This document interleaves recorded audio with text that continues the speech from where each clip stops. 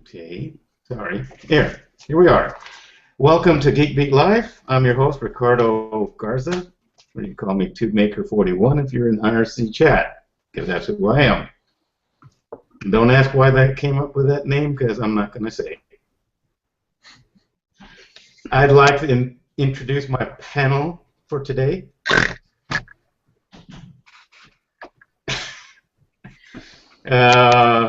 If we can get past the snorting. Andrew Roush. Hello. Ben Rathig.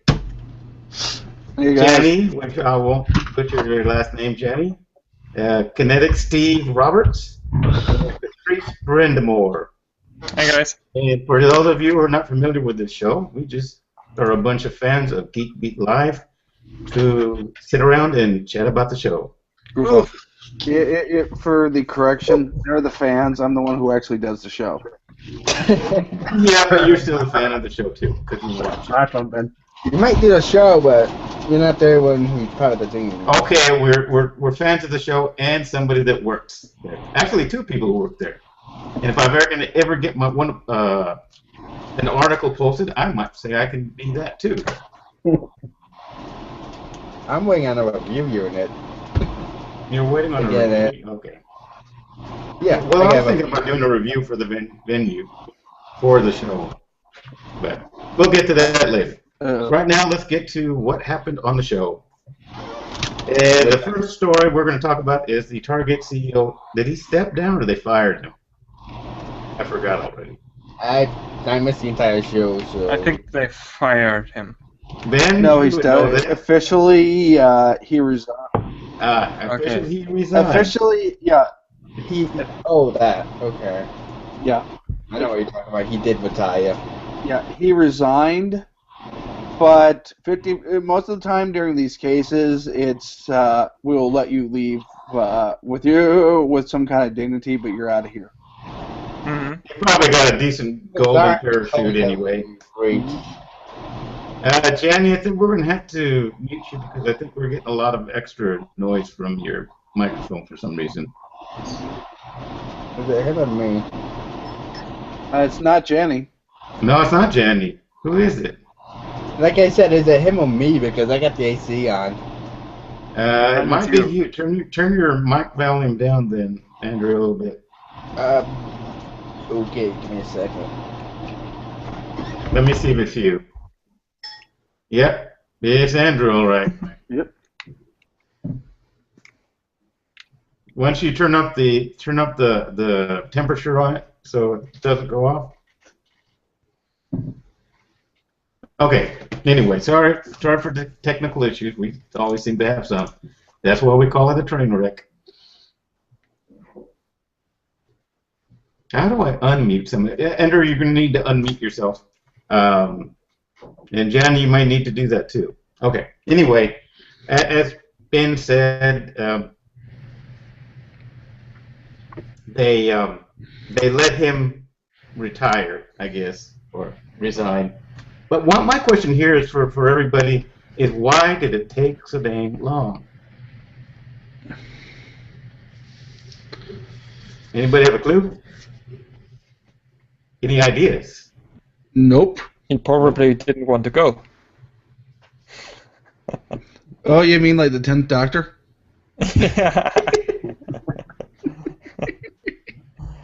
Yeah, something like that. Wait a minute. What do you mean? I hope he doesn't come back. Wanted to go. He only got one season, right? There it is. You were talking about Christopher Eccleston. He wanted to go. In fact, he wanted to do the show again. David Tennant. David Tennant's the 11th Doctor. Hello, hello. And he could have stayed. David Tennant was a good Doctor. No, but his character's last words were, "I don't want to go." Oh. Test. Can you hear me? That's already happened. Anyway, we got sidetracked. See, that's unusual. Now, some of you might have noticed that I mentioned in the chat room that I don't watch the Olympics because it puts me to sleep. But I was really hoping this wouldn't happen. I mean, NBC has been airing the Olympics for I don't know, since television started. So, And now they've got, what, an 18-year extension to 2032? so anyone surprised? I'm not saying I'm not surprised, but good guys. I don't get why they want to do it for that long. I mean, that's 12 years? Yeah. It's more than What that. have they got? Oh, I'm sorry. They got a 12-year extension on top of where they were already going to, which was another 6 years. Yeah. Do they really think they will be around until 2032? The Olympics or NBC? NBC. Who's to say Comcast won't just swallow them fully? I have no idea, but NBC. But rebrand it. yeah. TV stations are slowly becoming irrelevant. So Yes, they are. But they are still behind. Well, they ponied up to $7 billion, so it's, or they're going to. So it'll be a done deal anyway. That air on like Netflix and stuff. Yeah. Why did they do it? Right here. mm-hmm. Yeah, I mean, if they're paying $7 billion, they're obviously making, or at least any smart company would be assuming that they're going to make money off a $7 billion investment. Yeah, they will at least make 8 billion probably, because it will cost them money to actually produce. Sorry. That was a 4.38 billion for up until 2020, and that started when? I don't know. Like I said, the inception of television seems like they've been doing the Olympics for that long. But they might. This might net them the. This might net them the ability to be the only one to stream it too. In the U.S. I said might. Well, eventually, I mean, usually. Not to get too sidetracked. All events streamable live during 2014 winter, so. Yeah, but usually how those kind of deals work is they get the rights to stream it over cable or satellite, not over the internet, because that's usually a second package and costs additional money. That's how those big sports events work. Well, eventually, if network television is going to not die, but have to be transformed into internet actually based content. Subscription for access to streams, so that was online streaming. I'm really sure about that. Don't confuse just the word stream with internet streaming, because the as I said, the cable satellite is also a stream. It's just a different medium. I'm just kind of. But I don't know. I would have to look into it. But as I said, usually how this deals work is you get the rights for TV, but that doesn't include the online streaming part. I do believe they did stream it to the internet, though, if I remember right. Yeah, but as far as I remember, you had to have a cable or satellite subscription for that. Oh yeah, that's what I was just reading. So yeah, that's a different beast. Some cable networks, require that. You need one to stream most cable networks online. You need or you have to have the provider. In other words, like if you're with Roadrunner or Time Warner rather, and you have a package that includes a television station that you want to stream online. Yeah. Then you're allowed. And I remember, I think it's then 2 years ago, the Summer Olympics in London, I think. People were complaining about that particular deal because they couldn't get the Olympics. They wanted to watch it, but they didn't have the cable or satellite subscription for it. Yeah, I would have given them my Olympics. Mine will go requiring a cable subscription. Yeah. For instance. Anyway, I just don't watch it. I don't know what the appeal is for the Olympics. It puts me to sleep. I think the last Olympics I watched, at least the tiny little fraction of it, were the Winter Olympics in Canada, in Vancouver. 2010? For me, it was back in the 90s was the last time I watched it. Yeah, I think it just interferes with the NBC stuff that I actually watch. So I think they actually, if I remember right, they streamed it 24/7. yeah. Or was it like? Wait, no, it may have been like 16 hours in a day. Even now, it's like With several almost all day long. It's in between NBC and USA and yeah, if I remember right, it was more like 16 hours a day, several days straight.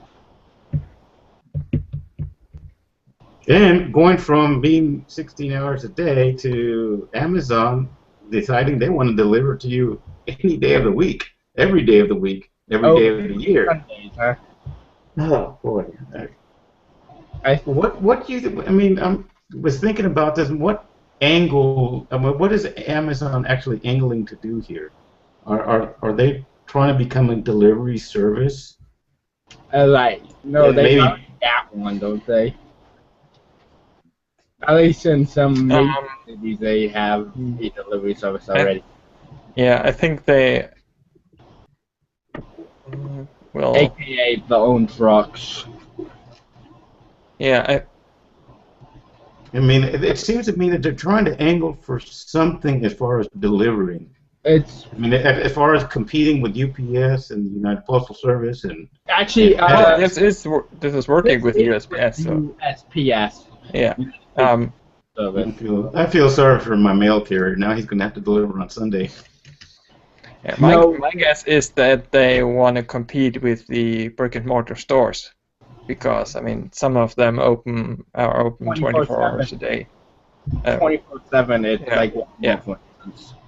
like Walgreens. So they're open. People just don't want to wait for their stuff, and if they can get it on Sundays, why not? People will. Yeah.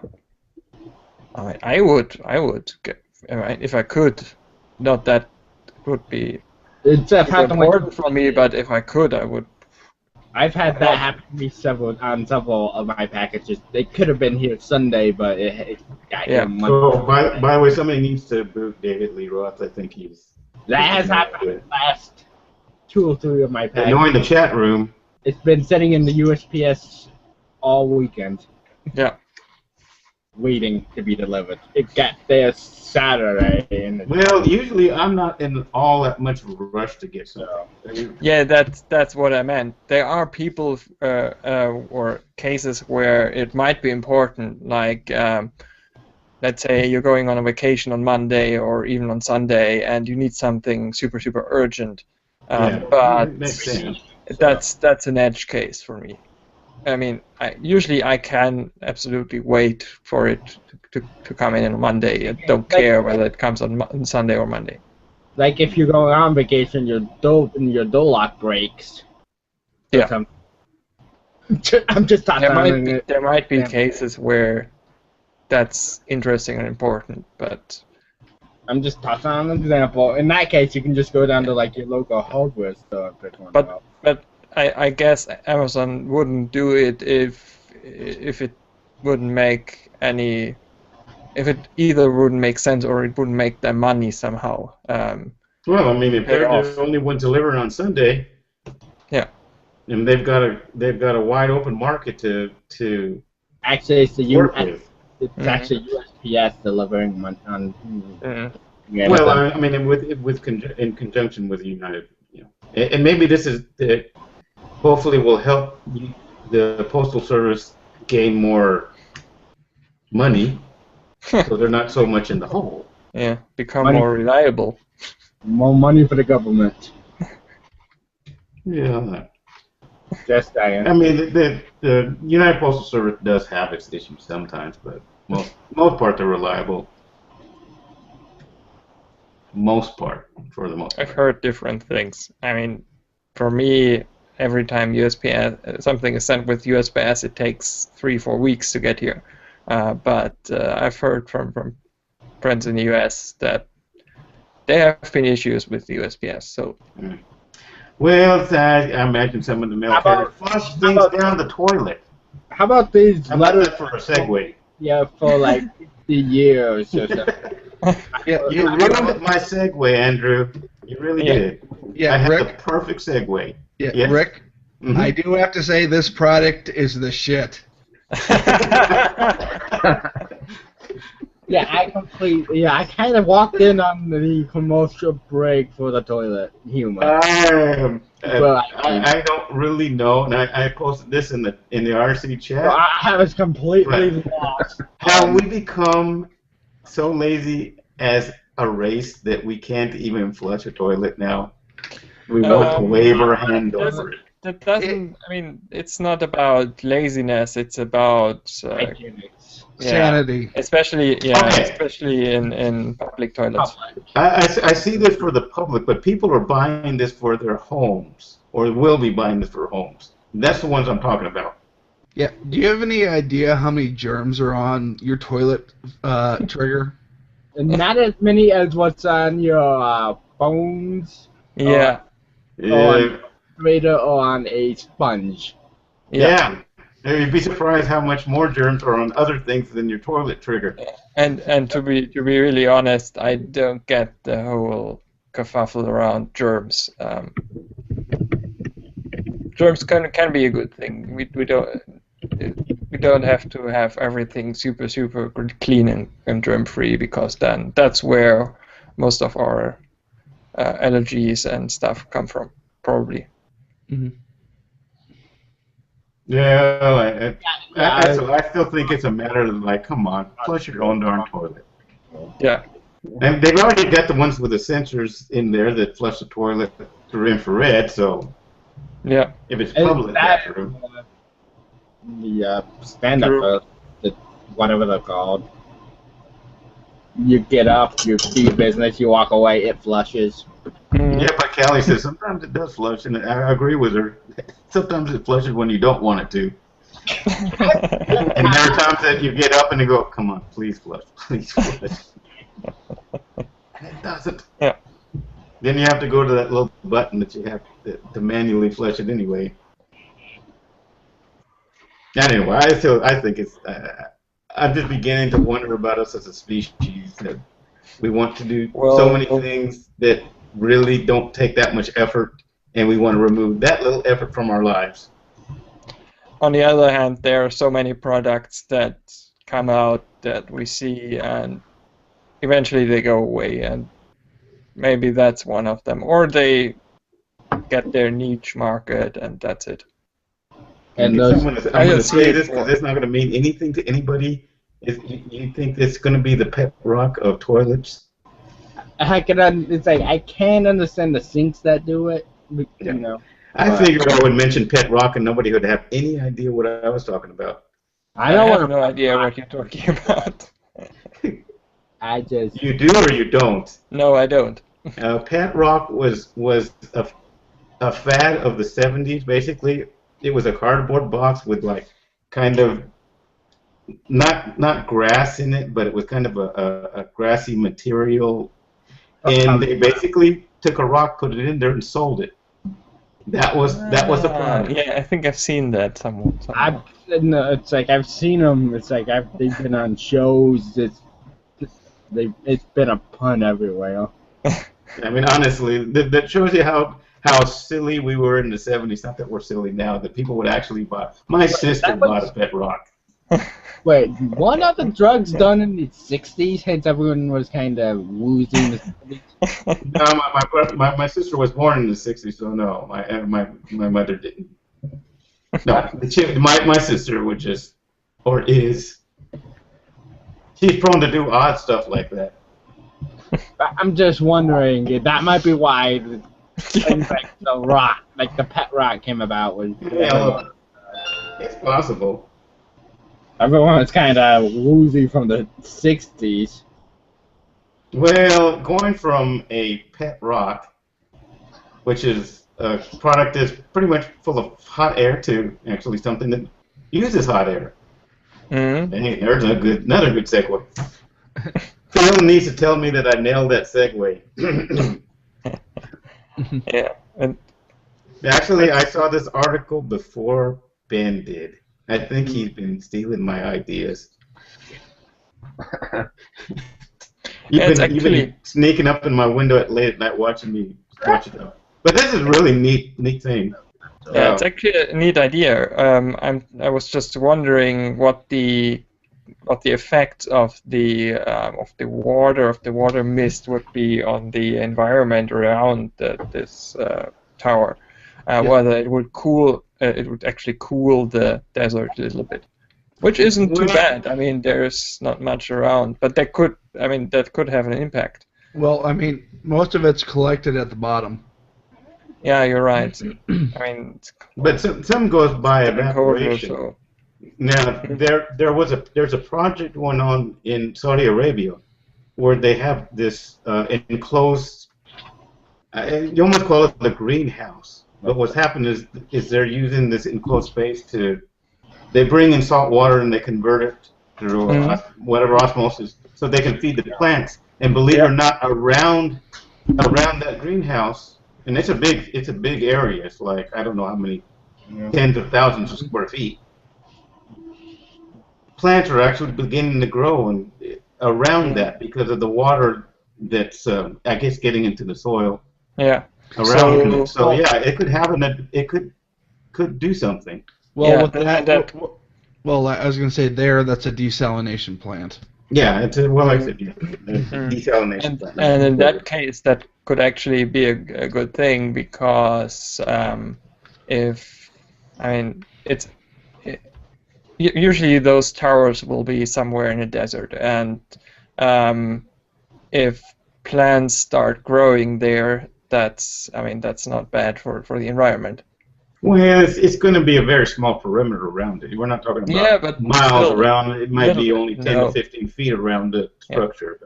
Yeah. But imagine, I mean, my guess is they won't build just one of them. They will probably build more than one, and that might have a little effect. Yeah, but I mean, this looks like a great renewable technology for any place that has a desert. Yeah, and deserts usually aren't good for anything except solar power or things like this tower. And this might actually be more useful as a technology than solar. So since it can run 24/7 until storage capabilities get cheaper, batteries and stuff get cheaper. Mm. Yeah, I mean, we could. The downside to it that the advantage water, and if you're in a desert where water is very scarce, Yeah.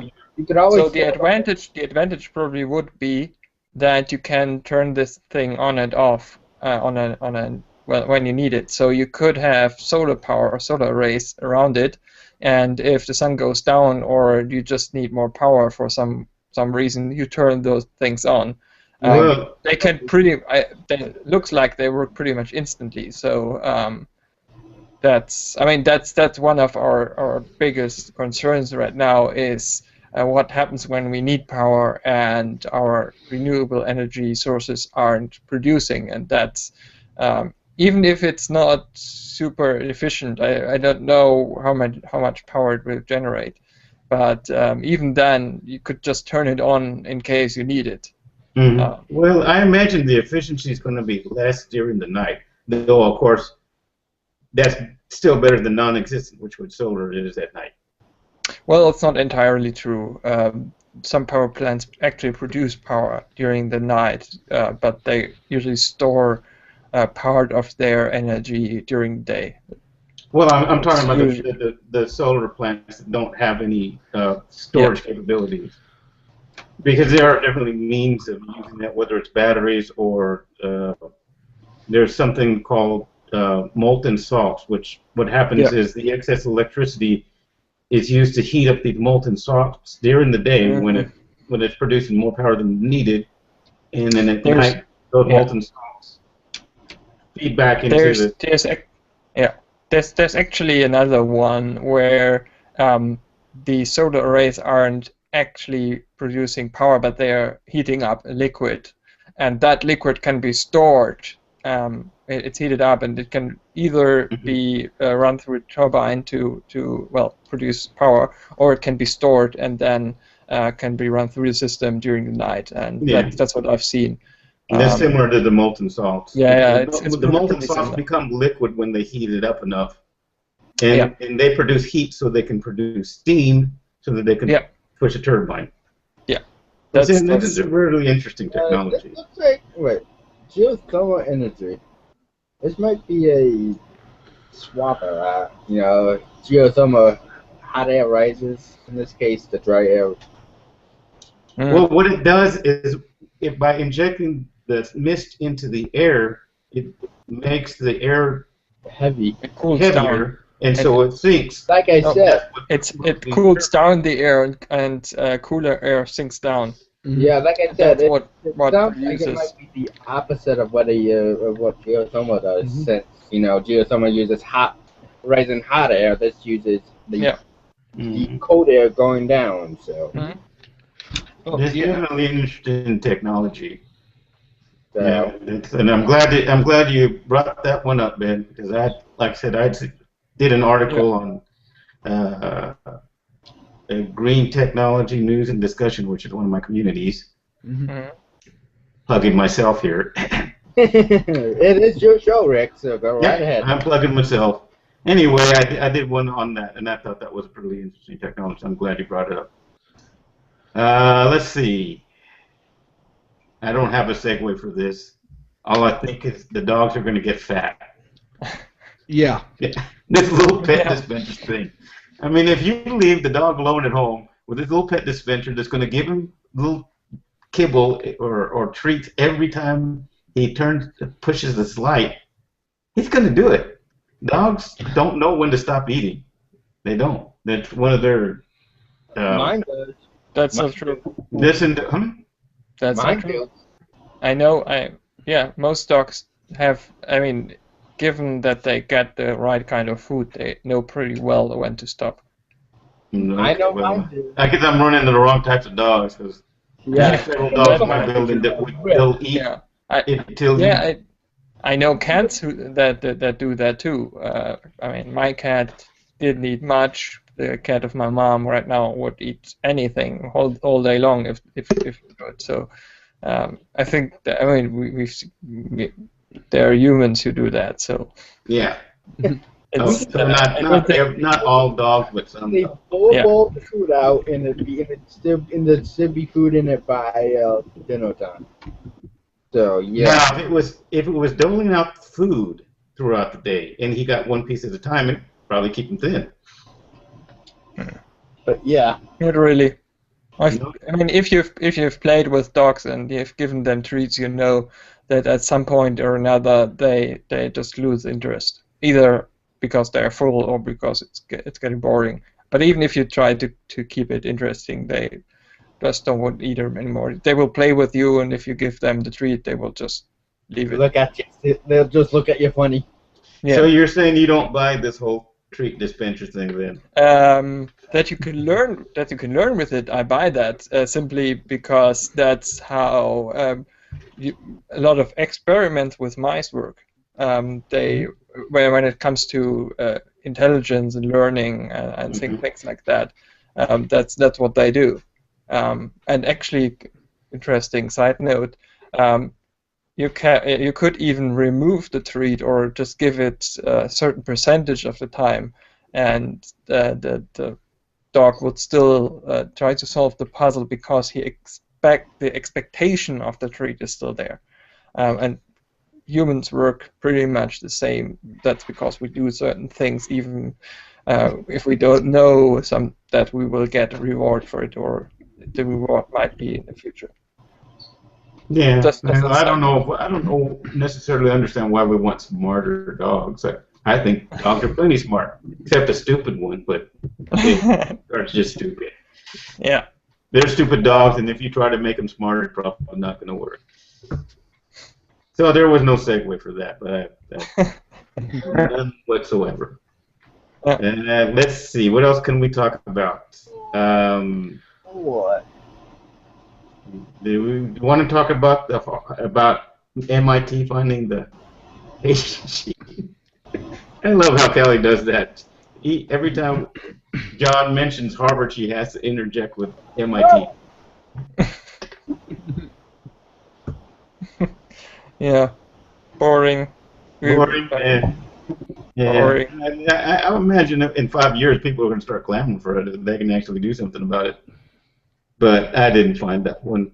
We don't know whether it works. We don't know the side effects of it. So yeah.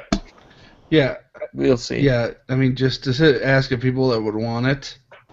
There are people that want anything. My mom took my freaking credit card so she could get this anti-aging cream. That didn't work. No. So. That crap. Well, there's sucker born every moment. I'm not saying your mom's a sucker, but... Oh, she's pretty... next story. Next. And where did I read that the other day that P.T. Barnum actually never said that? He never actually said there was a sucker born every minute. It's one of those quotes that never happened, but they attribute to somebody that never said it. I will quote someone else. Sherlock. Boring. We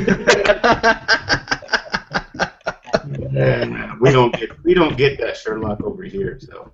Yeah, we do. It's on PBS. Yeah. Is it? Oh, I haven't been paying attention then. I actually watch the other one once in a while. It's okay. Okay, well let's go on to, let's see. I don't know if I'm buying this whole thing, wet the sand down, and that makes it easier for the slaves to move it. How exactly does this work? Sand would be easier to slide. It reduces friction. Oh. Yeah, and it creates more surface area. Yeah. So since the sand is binding together. Yeah. See, when you're doing it with dry sand, the edge of anything like a giant statue is just going to plow right into the sand. Right. And if you wet it, it's going to create more surface area so it won't be doing that. Okay, I get that. Yeah, I mean, if you put just enough water, it will bind the top layer of sand together and kind of make a bit of a road. Mm. If you put too much in, it's going to turn into freaking quicksand, and that's yeah, you don't want that. That's for darn sure. There's actually a little bit more to pyramid building than just the wet sand, but it definitely helps. I think I heard something that scientists are thinking that Egyptians actually had something like an elevator to pull up the blocks, because otherwise they wouldn't have been too big and too heavy. Yeah, but they didn't. I don't recall that they had any that kind of technology with the pulleys and everything. Yeah, well, that's what we thought they didn't have. We simply don't know. But based on, I think the Cheops pyramid, based on things you can see in there, how the stones are looking and so on, they think they must have had something like that. But it's still a theory. See, what they really had was Gould L caches, because that's what the History Channel tell us. Yeah. Right. And they were actually landing platforms. Right. Yes, I don't know about that. And it's like, and if the Greek guy with the funky hair says it, it's got to be true. Oh man, I imagine John is embarrassed to be in the same ethnic background as that guy. Okay. Yeah. Nuts, man. That whole show, and I watched it. Sometimes I would watch Ancient Aliens and get mad because how could he be? And then other times I just laugh my ass off because it was like, yeah. My favorite one. Oh, there can never be gods. It's got to be aliens. Yeah. Wrong. Okay. You know what gets me, and I know I'm getting sidetracked here. When they talk about, okay, this guy has one of them we were showing this guy, and he looks like he's pushing this pedal and doing these knobs and all this stuff for his spaceship. Now, if there were ancient aliens, you think that they would be pushing knobs and doing stuff like that to get here? No. And then they show something that looked like a space shuttle. Why would aliens have such antiquated technology to get from where they are to where we are? That's one of the things that just irritates the heck out of me. Just irritates me because it doesn't make any sense. I mean, advanced technology with the ability to get from one planet to another just isn't going to be anything like we have right now. Mm. Just not. No, we don't. I mean, we simply don't know. No, could be not. We don't know. Why not? Our technology is advancing. We still have there. I don't know. I mean, we probably could argue about that all day long, and the simple truth is we don't know. It could look similar. It could look completely different. It could be something completely different, not even a vehicle, and we wouldn't know.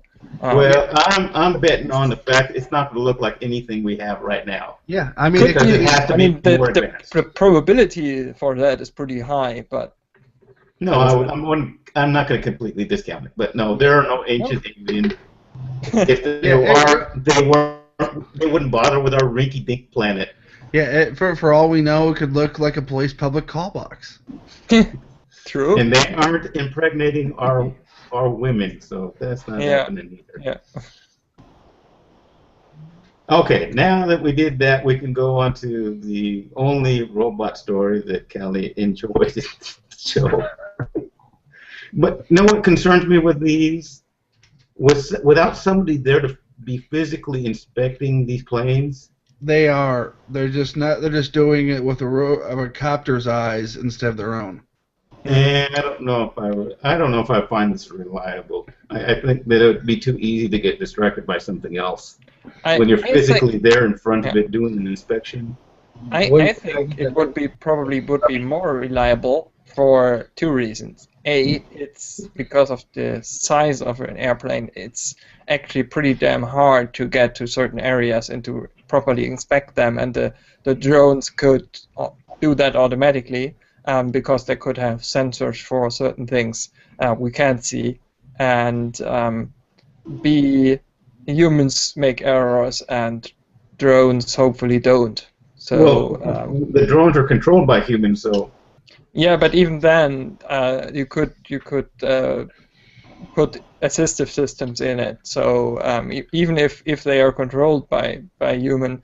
It could show you, hey, there is a micro crack here I can see and you can't, or something like that. Yeah. Plus, all the data from those drones is going back to their maintenance control center, so you're having more than one person take a look at it. Oh, okay. Well, if more than one person is taking a look at it, then I would think that's probably. But even if not, the thing we can do with drones or with technology, a human, it would be harder to do with a human, simply because of, well, you either need another technology. The human needs to scan the surface area of the plane, or and human needs to detect that something is wrong. So. Well, we'll just have to wait and see. If there are more plane crashes because of the technology, if there are less, then hey, that's great. Yep. Now, on to the other story, and more evidence to me that Stephen Hawking is not as smart as he thinks he is. And the reason why I say this is the first thing is he did another thing similar to this, where he said that, you know, if aliens came to visit us, it would be like Columbus. And I completely disagree with that, because he's thinking with the mindset that the aliens think like us. And if they do, okay, we could say that's possible. But if they don't think like us, if they have a completely different thought process, it's not going to happen that way. But I thought that's his whole point. He just was making he was trying to make a point in a way that anybody can understand. I mean, Columbus and the Native Americans, they were thinking pretty. I would guess they were thinking pretty differently. It was pretty disastrous. So they wouldn't understand each other, and that's his whole point. No, that wasn't. I don't think that was they different point. thinking. They didn't understand each other. It's just that the Columbus came with different intentions. You know, it goes along with this whole AI thing. Okay? Subject? Greed. But greed and all other sorts of emotions or human characteristics aliens may not even have any kind of emotional response we don't know. or mindsets of any type. Again, and by the way, the complete lack of emotion, it might be a very bad thing for us because they're looking at things by simply logic. By logic, if you look at what we're doing to each other and what we're doing to this planet, we need to be killed. Yeah, basically it'd be a threat to both the planet and the AI, you know, humans. Well, I use that as an example because I didn't necessarily mean they wouldn't have any emotion, although that's a possibility, and that's why I took that in dispatch. Mm-hmm. But their emotional framework may be completely different than us. We're driven by greed as a species. What about another species that does have emotions but not driven by greed? That would be completely different in this whole Columbus scenario. Just would not play out that way. But I think the AI part is a little bit different because the AI is something made by humans, so it would still be a little bit similar to us, even if it's in any other point different, but there would be some similarities.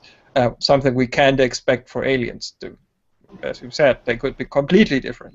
Right. Well, I mean, it could be that we don't even see them as aliens because they are so different. We think it's a rock, but it's actually a life form. We don't know. But coming back to the AI point, I've been thinking about that. There was a movie recently. I can't remember which one. There was one about AI and I've been thinking about that, and I tend to agree with him, simply because if any AI if you think about any AI with the computer networks we have today, if that AI could connect with our networks and could embed himself into our data centers, it literally could control, if it's anywhere near as intelligent as I guess it could be, it could literally control the world. And then the question arises: what's the intentions, the programming, what is it gonna do with the power it gets, with the information it gets about what they're doing? This is where I see him and you making the same mistake. You're still trying to put human. No. Yeah, you are. By saying, okay, what's it going to do with his power? It doesn't. Humans understand power. They want power. I use power in air quotes because it's simply connecting to everything. It has all the information. It has access to everything. It has probably unlimited computing power, or almost unlimited computing power. So what can it do with it? How will it see what we are doing? What will it do with it? You must expect that if it's intelligent, it will at least think. And well, I'm not saying it's not going to think, but will it evolve into, or not evolve? Will it develop some of the bad aspects of humanity, or will it not develop those things at all? Yeah, we don't know. I just remembered one movie that I think it's actually right now in the theaters. It's called Her, and it's about a AI operating system that over time evolves and then leaves humanity simply because it has reached, or it has learned and reached the limits of what humanity can do and can teach them. It wasn't bad, so it was one of the movies where the AI pretty much kills everything and takes control, but they simply they try to help humans, and simply because of how technology evolves and how the AI evolved faster than we could, they realized, well, they have to leave because they have reached the limit what they can do.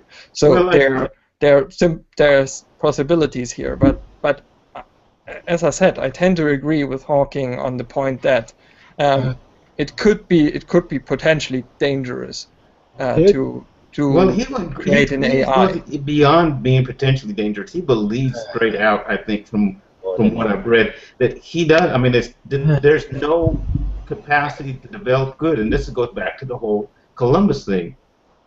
And if the aliens could come and actually help us, the AI could actually not develop these malevolent tendencies. Forget the whole alien part, because as I said, we don't know anything about aliens, but we know about an AI that it is created by humans. Well, actually, we don't know how an AI is going to develop.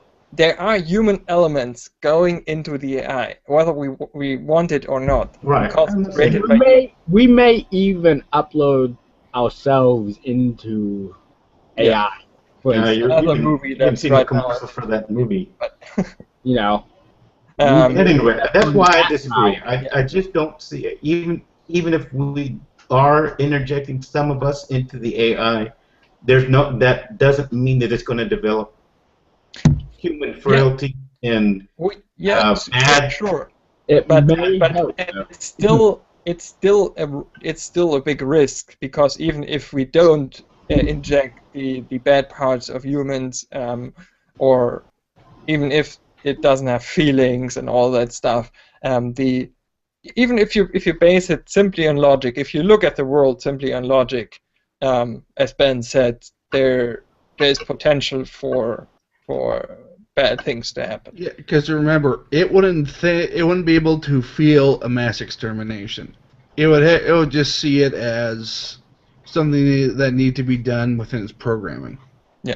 So, but something again, like we kill viruses. How it will become self-aware. I mean, we're not. It could become self-aware and become Skynet, or it could become self-aware and become something completely benevolent to humanity. We don't know how it's going to turn out. Part of a real intelligence is self-awareness. So that's on the basic level. If an intelligence is only intelligent if it's self-aware. Right. That's part of the definition. So otherwise, it's instinct, and that's something. But right now, artificial intelligences aren't self-aware. Yeah, they are because right now they aren't really intelligent. They aren't really. Hawking is talking about a real AI, successful real AI. Right now we are researching AIs, but we haven't done it yet. We have done small steps in certain directions, but right now it can learn, but it's still not an intelligence per se. And there's this. It's not a true AI. Test and so on. There are things it has to do to be considered intelligence. I just think that he has a lean towards seeing things from which we can only. It's hard not to do, but from a human standpoint, and that goes back to the aliens or the AI. In other words, he's interjecting what he thinks is going to happen, which is all the negative stuff. We are humans. I mean, we are humans. We are looking at things from a human standpoint. That's it. But still, as I said, we are the ones creating it, and you can't expect us to not. Well, like I said, it may not develop. It may once we've created it might become self-aware. Once we've created it, it might evolve and that's part of the risk. It might evolve in a completely different direction from what we expect, and that could be a good thing or a bad thing. But as I said, based on our world as it is right now, and based on what a computer. I mean, we're seeing issues what humans can do with computers. So that's where the risks come in place. It doesn't mean that it's totally going to happen. I'm just saying these two things, he just takes a negative standpoint and on both subjects instead of he doesn't even contemplate the positive aspects that could come from. But we need this negative standpoint because we need to be careful with what we're developing. Just because we can develop something, we shouldn't. I mean, think about the atom bomb, or I mean, a lot of inventions in the last century. Think about that, and then think about just because we could do it, should we have done it? And that's a human way of thinking about things. But we're going to do a lot of stuff that we probably shouldn't have done, and it's going to happen. We just have to deal with it and evolve. Evolve or die. That's nature. Yes. Either we evolve or we die. Mm-hmm. Okay, I think we kind of dug the hole on that one. Coming to the center of the earth with that one, right? I think we may have hit the center of the earth with that one. Yeah, we dug to the center of the earth with that one. If we know where the center is, and what's in the center, that's another story. I guess that's pretty much everything that we needed to cover, unless somebody else wanted to cover something else that was on the show that I didn't mention. Like I said, I missed most of it, so... the new Marine One helicopters, maybe? Oh, yeah, that's true. Wait, what? Was those extra? Well, it's not new Marine. It's just that the Marines are getting these. Because Marine One, there's not... I don't know how many Marine Ones there are, but there are not many. Yes. No, there's always... I think there's always just one. Yeah. Because that's the one the president is in, as far as I know. Well, there's only Air Force, Marine One if... There's Air Force One, and then there's Air Force Two. And then there's the helicopter, which is Marine One. But there's always two helicopters up in the air dancing around. Yeah. But only one is really Marine One. But there is only one Marine One. Because it's the one the president is on. Yeah. When he's on it. Yeah. But, and they are replacing 20. I think they are buying 21 of those. No, what? Yeah. So do we know what they're going to be used specifically for? Because those are fairly large helicopters. Yeah, they're going to be used for VIP transport. That's what HMX-1 does. They're going to replace the smaller VH-60N Whitehawks, which are for kind of smaller airports. Yeah, and are really old. Well, those are the newer ones. The VH-3Ds, which were designed in the 50s. I'm saying 70s here, Ben. Yeah, they were built in the 70s, designed in the 50s. Those were built in the 70s. Sikorsky Sea King was designed in the 50s, and this aircraft, the Sikorsky's been out of the NavAir's inventory for about 10 years now, completely. Out of frontline service for almost 20. So Sikorsky decided they just wanted to build some helicopters so they could get back into the game. How often do they replace Marine One, Air Force One, and the Beast? That's a good question. Knowing the government, those things don't get replaced very often. Yeah. Well, the Beast is getting replaced already, but they modify them how many, not generation, but take the F4. The original F4 had so many different variations to it, and they continue to upgrade software and hardware on it for decades, and it wasn't retired until. I forget when they retired the F4s, but the Beast, as far as I know, the Beast will be replaced soon. I heard something that there were contracts out there, or they were looking for contractors for certain parts. Yeah, the presidential limos are replaced relatively regularly. Yeah, that happens. Yeah, with Air Force One, the ones that are in the familiar paint job, there's been the VC-137s, which were in service up until Bush 1, and after that it's been the VC-25s. So it's been... So 20, 30 years. Now, how long was that in service before Bush 1? It was either Eisenhower or Kennedy that the VC-137s were. You can see how long they keep them in service. Yeah. Yeah. And they're going to get upgraded with new technology as they come out.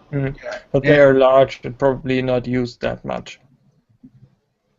Yeah, it's not like a standard jetliner, which for commercial, which gets used on a daily basis when it's not being It's a private jet, basically. Which just whenever the president needs to go somewhere, which is not all the time. Well, if it's a short trip, he'll take Marine first. If it's a long trip, he'll take Air Force.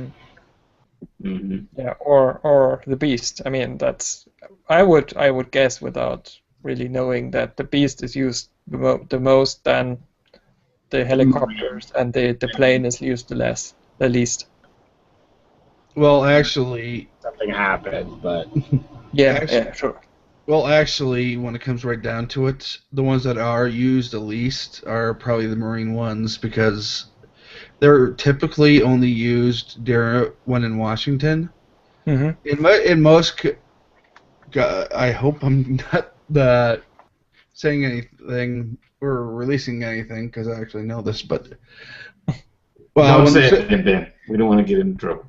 No, but it's just Secret Service will send in an advanced team, which will include presidential armored limousines on C-1 or C-17. Then Air Force One will come in, which is either the VC-25 or a VC-21, which is a 757 for smaller airports. From then, usually when he's on the road, it will be the Beast. He takes the Beast, which is not one limousine but a fleet of them, to the event. If it's a larger venue with a helipad, then they'll bring in. Yeah, then they'll bring in when quickly he'll take Marine One. Yeah, then they'll fly in when the Marine One helicopter. The Marine helicopters, but if it's an event, the Beast and Air Force. Where there's not one Air Force, more than one Air Force One, there are multiple Marine ones, because they do that so that the people don't know exactly which helicopter the president is in. Same with, they use at least two. Yeah, I think I heard somewhere about maybe 3 different ones, but anyway, at the same time, just for security purposes. Yeah, might be true. And they dance around, basically. Okay, well, we're coming to the close. It's been about an hour, so it's time to wrap up the show. And I would like to thank my panel for today, Andrew Rausch, Ben Rathig, and if Johnny can stand up a little bit, we can see his Geek Beat Live T-shirt. Oh, he got it signed too. And the reason I'm mentioning this is what level gets that T-shirt? $15? Ben? $25. $25. $25 level. And what I'm mentioning is Geek Beat has a patron site. Account where you can actually donate to keep the show alive, and you can donate as little as $1 and as much as a lot. To do that, the pretty link is geekbeat.tv/patrons. Right. So if you would like to support the show, please feel free to go to the Patreon website. There's a link in the footer of the page. So if you don't know how to spell it, on any of the Geek Beat pages. So it goes up on any of the Geek Beat pages. Yeah, just go to geekbeat.tv patron, and you can find out information about how you can donate. Yep, not Patron, patron. Though I wouldn't mind some Patron. That's Yes, you would think, but I cannot stand tequila. Ugh, it's awful stuff. Just give me some scotch and I'm happy. Anyway, the rest of our guests would be, well, all we have left is Patrice here. And I'm your host, Rick Garza, and thank you for watching. We will see you hopefully next week for Geek Beat After Hours number 19. And that is a wrap. Have a good weekend, everyone.